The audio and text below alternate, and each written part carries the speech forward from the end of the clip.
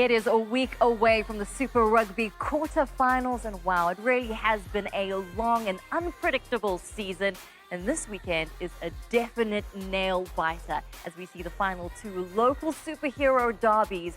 Of course, the Sharks and Stormers, Lions versus Bulls. Now, don't forget, all our local teams are still in contention for those wild card spots, so we are definitely crossing all fingers and all toes.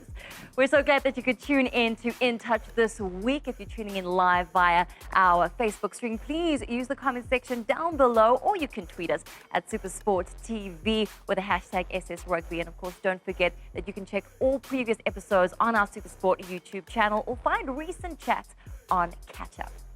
Now, our guest this week claims that he ended Christian Cullen's career. He also went toe-to-toe with Tana Umanga and our SuperSport rugby panel, but he wasn't a match for them. You may have seen this memorable moment, but when it's so nice, you have to play it twice. Take a look. I think, Shimmy, you've got something there for us. Just talk us through where the Sunwolves seemingly get it wrong. And Jean, do jump in here a little later as this goes. I see you've got something from the Bulls match. Yeah, have a look here. The Sunwolves are a team that hold on to the ball pretty well, but they don't play well without the ball, as we can clearly see here. Shimmy, That doesn't look like the Sunwolves. I know the wing's fast, but what about that? Well, Shimmy, I think Shimmy, what's going on here? Ferrari and Sunwolves are not on a good ride at the moment. Okay, no, change it, Shimmy. Shimmy, did you break it? Okay, well, let's try it again. Let's try it again. I think. Let's try it again. Let's try it again. Let's see if it reloads. Yeah, hopefully the Sharks don't get surprised by this. There we go. Okay. All right, there we go. So, great break. Okay, so let's talk through this, Shims. Yeah, look, this keeps happening, but Another reason to love him. You're such a good sport. Wow. Okay, so who needs enemies, right? You thought it was live. They all knew it wasn't live. I mean, wow, they really set you up. Yeah, they got me there, I must say. I'll admit it. I actually thought it was live, but then after a while I thought, okay, this isn't going well. So it was probably my last time on the touchscreen. It probably was anyway. Not a good day at the office, but always good to have banter with the boys there. Jean de Villiers and Nick, you got to be quite sharp, and X was also in it.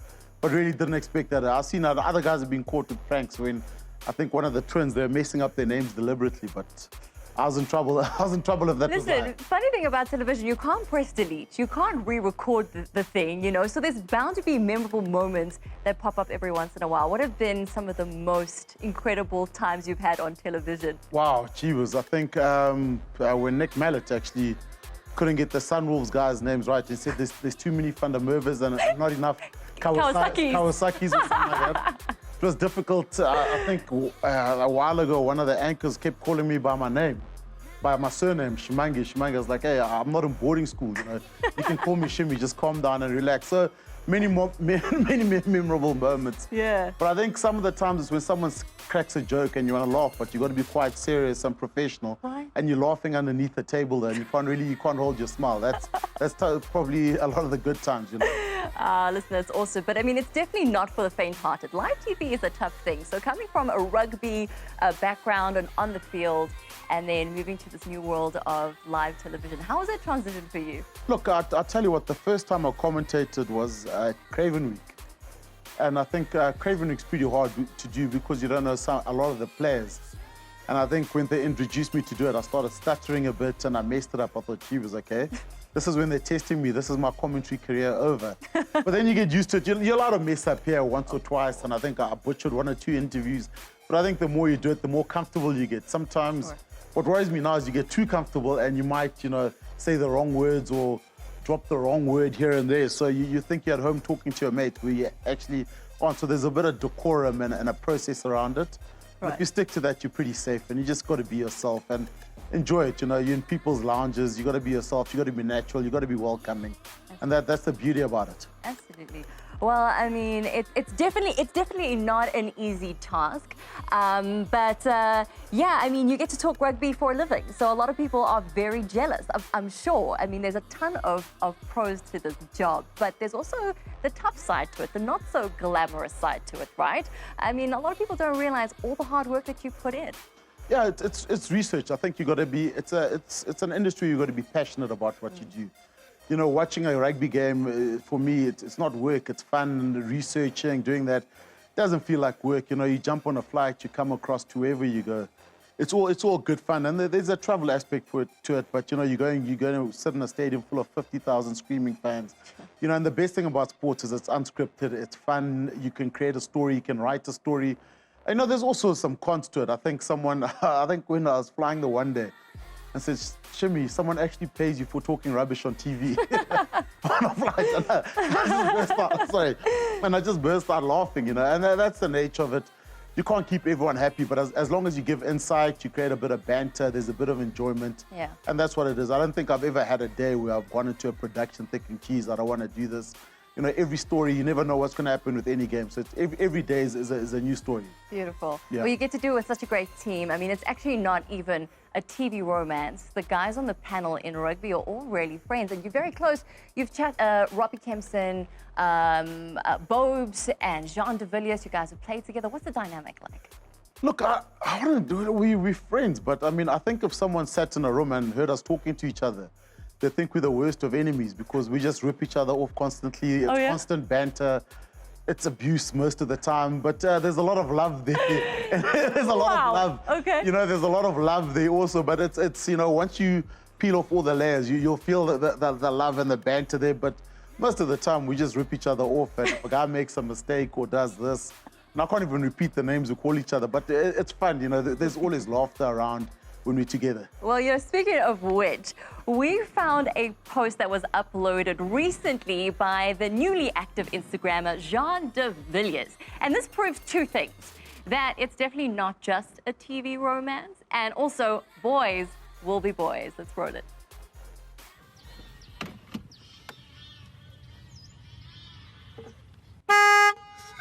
That's childish. Boy, you can't do that. Not on my... Come on, X. You're taking it too far now. Eh? Stop. Now you're going to put me off my real shot now.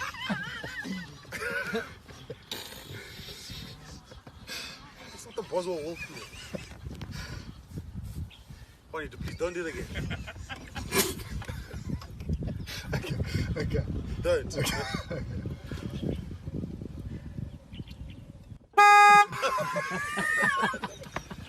But the Oaks are waiting here. Jeez. Bonnie, don't. Bonnie. Don't press that thing. Actually, John, also get out the cart. I'm not playing the shot till you both get out the cart. I'm off the cart. John, get out the cart. Oh, wow. Okay, so what was happening there and where were you? Now, we're playing at the SuperSport shootout at Pearl Valley. Right. So it was myself, Conrad Yankees. It was the Ryder Cup format. We were representing the SuperSport team. Yeah. And then the BCX team was Jean de Villiers and John Smith. And I think they'd won the game after 9 holes. We had another bet, stupidly so.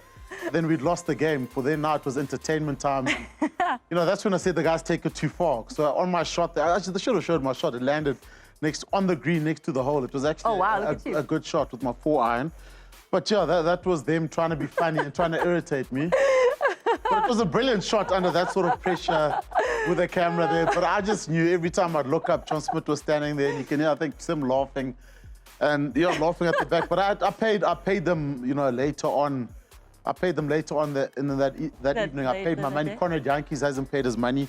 And just since we're here 2 years ago, it was actually myself and John that were partners. We played against Odwa and Lwazim Vovo, and I'm still waiting for my money up to this day. Oh, wow. So they owe me a lot of money. Oh, okay, Yeah, well, so when Odwa debt comes to collectors this are show in available. touch, just ask him, when am I getting my money? Because he's ignoring me. Oh, Yeah, okay. exactly. Okay, we'll remind Just him to get for that sure. out the way. Okay. Yeah.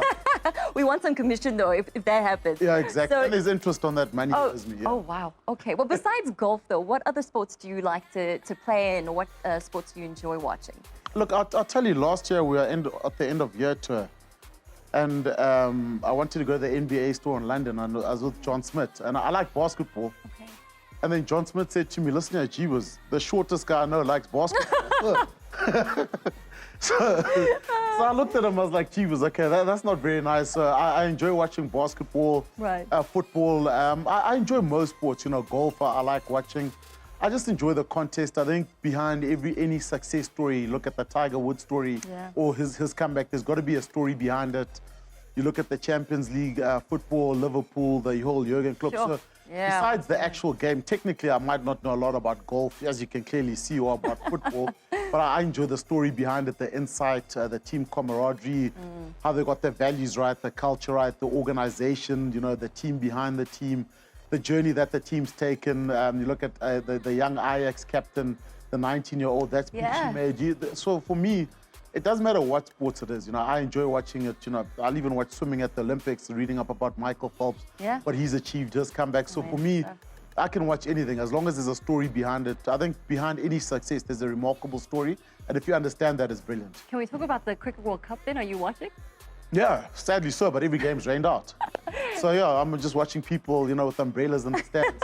But yeah, London for tough you. time for the Proteas. I think, a lot of people are talking about it. I think, look at our Cricket World Cup. We don't really have a good record, and openly so, but I think it's frustrating for people, the public. But I don't think the players got there on purpose. I've been in that environment where whatever team you're coaching, no one goes out there to do badly purposefully. And obviously, there's something wrong behind the scenes there. And that's something, when they get that right, we could talk about, the rejuvenation of South African cricket and how they went from doing so badly to actually maybe, hopefully one day winning a Cricket World Cup. Indeed, absolutely. Yeah. Okay, well, back to rugby now. Can we chat about, your start in rugby? Yeah. You were a youngster. You were born in Western Cape, but you travelled a lot during your years. Yeah, I was actually born in Limpopo, a long way from the Western Cape. Okay, so we need to change that Wikipedia page of yours. Yeah, I don't know. Well, I don't know. But apparently you are born in Ilim. Yeah, exactly. That's in Limpopo. That's.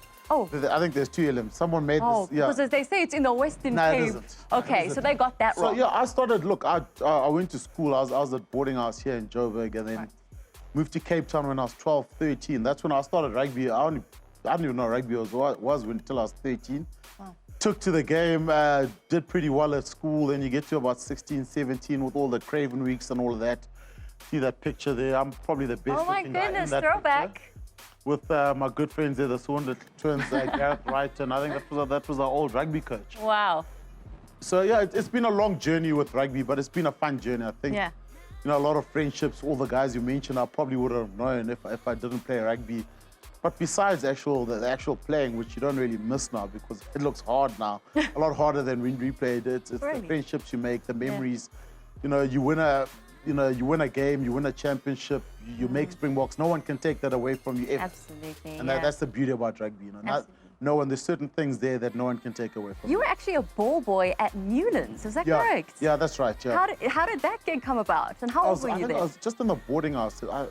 Was that at Bishop's Ronalbosch in the boarding house where the headmaster or one of the teachers, they used to use because the schools were so close to Newlands. Right. They used to ask the ball, look, would you like to be a ball boy? You put your hand up. Everyone That's put so their hand cool. up, so you took opportunities. Yeah. So I remember those days, the crowd could actually run onto the field. Oh, wow, So yeah. you'd sit there as a 9 or to a 10, 11-year-old. As soon as the final whistle went, the security guys would take the balls from you because the crowd would try to steal the ball from you. But I remember some of the guys there, you used to get there and you used to love it. And your payment was a can of Coke and a pie. Jeez. Yeah, When times were simple. Yeah, when times were simple. And you're very happy to do it, Sure. Just to hold that ball. The ball felt so big there, you used to Right. give it to the hooker, throw in, and you just used to follow it. So it's a long time, going from being a ball boy to being rugby to player, playing and then of course. to obviously coaching. Can we talk about that coaching? Because, I mean, you are known to be one of those people who just have an incredible knowledge of the game, the technicalities of the game, and you've passed that knowledge down as a coach. First, you coached UCT, now Western Province. Did you always know that you wanted to be a coach? Look, not really, to be honest with you. I was working. And then a friend of mine that coached UCT said, look, we're looking for a sports coach. Would you like to come help? Yeah. And I'd stopped playing, and you sort of missed the environment, got involved, started helping out a bit. Did well with UCT, did very badly with UCT also. Then got approached by Province saying, would you like to come help?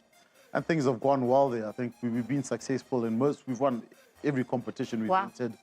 We've got a good record with the Province team. We've got talented players also, so a lot of talented players. So it's been good, you know, it's been seamless, but you know, you learn a lot from it. You learn a lot about people, about yourself, about being in that environment, but it's also a privilege, I think, to be asked to coach, to work in a professional setup. Absolutely. You know, when I chat to other people about, you know, who is Shimmy, the first thing they'll tell me is, oh, what a great guy. He loves to mess around. He's got that huge personality. He doesn't take anything seriously. He talks a big talk. And we actually have one of our very important MVPs who's going to call you out on this. Let's take a look at it. Prashim, otherwise, well, no. Shimmy, I know Shimmy has a contract at this boxing club, but every time I'm there, he's always talking, he's never training. Yeah, but he's really an awesome old and he's always at training, obviously, giving us rubbish, telling us we're not working hard enough, but he's sitting on a bike, never cycling.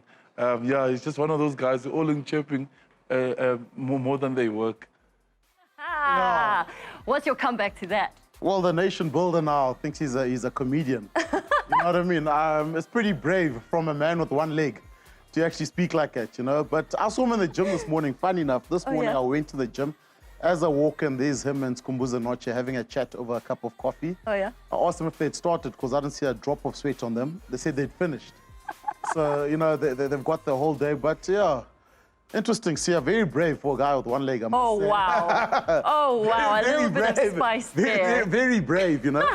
But yeah, he's a good man, Sia. He's a good human being. So are most rugby players that you coach, though. But, gee whiz, he's going to kill my reputation in the boxing gym. What does it mean?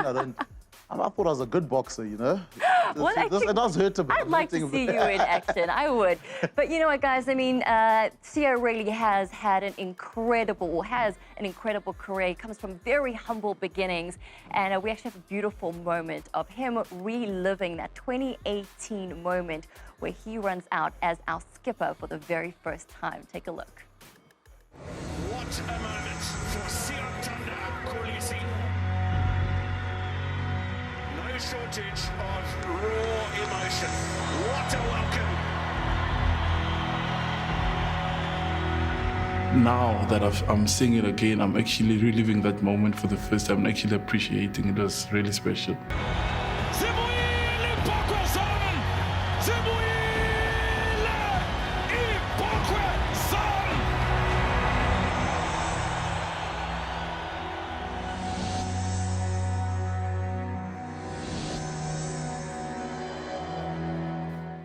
Sure, that is power. How does that make you feel watching that, especially when you played and representation was very hard to come by? It's proud, eh? Proud, Yeah. I must say. I mean, I watched Sia as a schoolboy playing for Grey.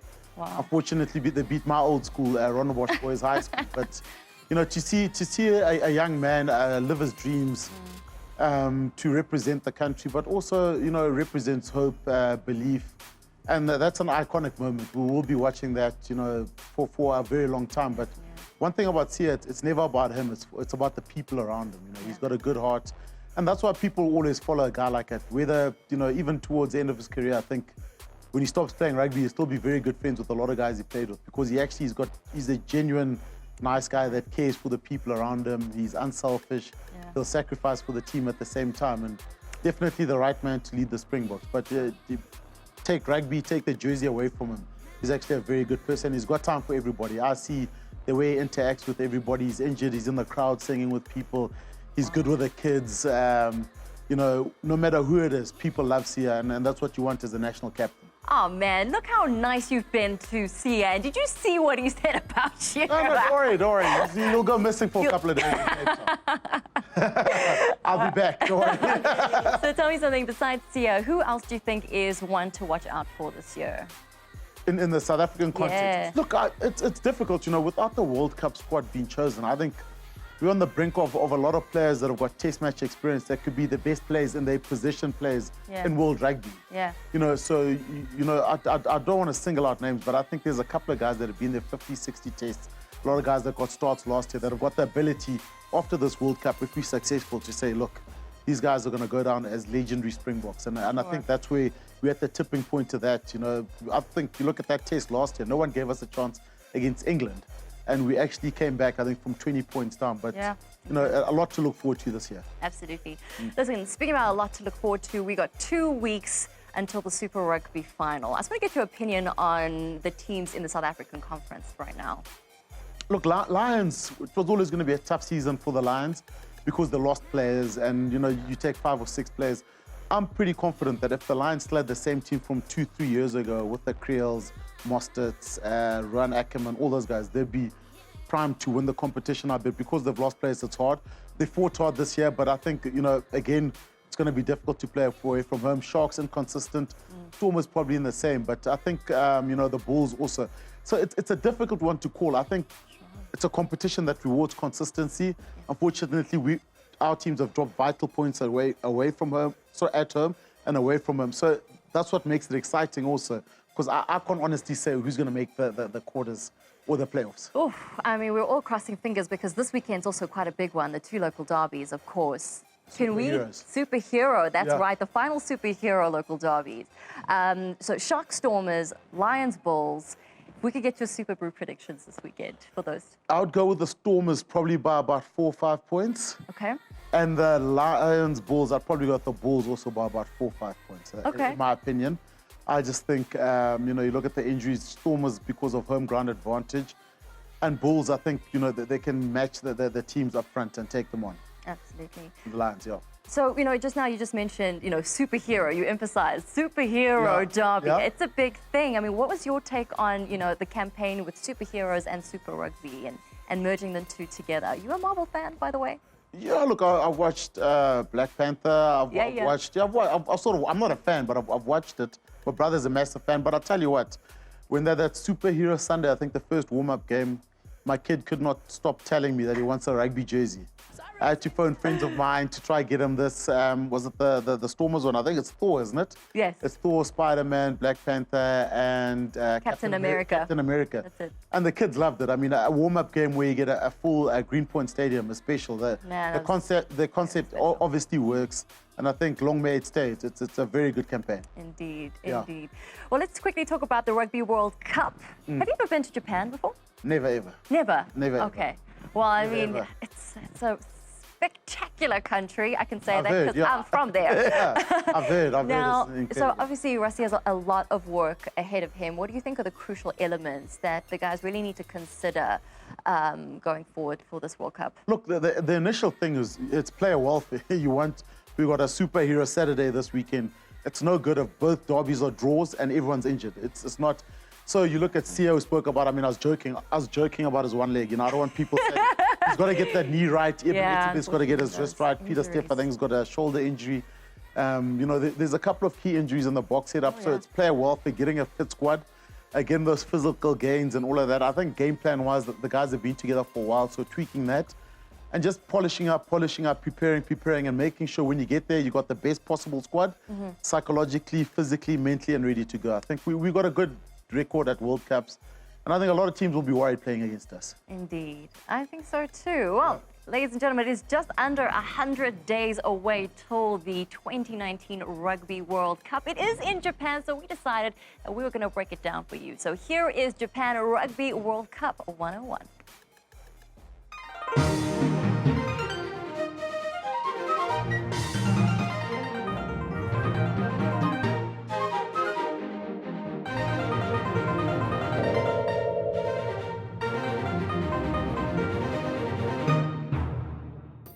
Minasan konnichiwa. It is under 100 days to the Rugby World Cup in Japan. Japan is an island country filled with striking beauty and has a fascinating culture unlike any other country. On the one hand, Japanese culture is immersed in rich history and deep traditions dating back thousands of years.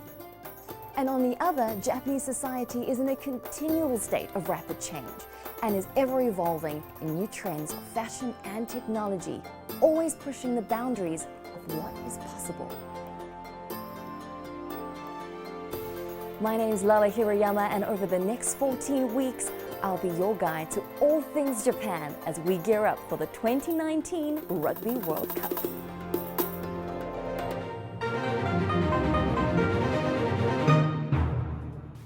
Man, there is so much to look forward to in September, October. I cannot wait. Yeah, it's going to be a special World Cup. I It think really it's different, but I think it's going to be special. You know, and obviously Japan, the love for rugby, growing the game. I think it's going to be an incredible World Cup. Absolutely. Yeah. I don't disagree with you. But listen, I've got one request before I Okay. let you go.